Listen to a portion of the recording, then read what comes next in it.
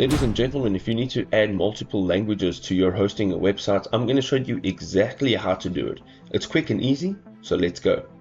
So let's begin by going over to websites on the left-hand side. To change the multi-language option, we're going to go ahead and click on Edit Website. Now make sure that you're in your website builder, and this is the Hostinger website builder and not the WordPress builder. So as you can see here, this is my website. On the left-hand side, you'll see three dots.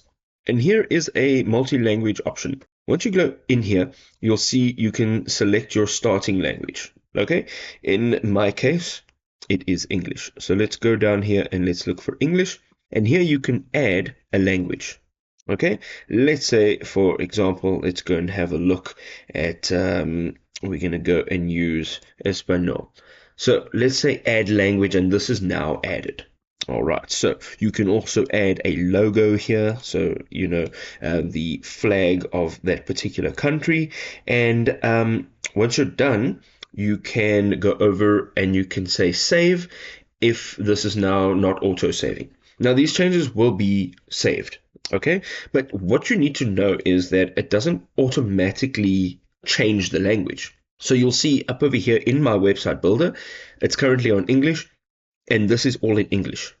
Now what you can do is click on your secondary language, and now you'll have to manually change all of this. Now, of course, if you've got long sentences and paragraphs to do this, you can maybe use ChatGPT or Perplexity AI so that you can translate all of that and just proofread it when you're done.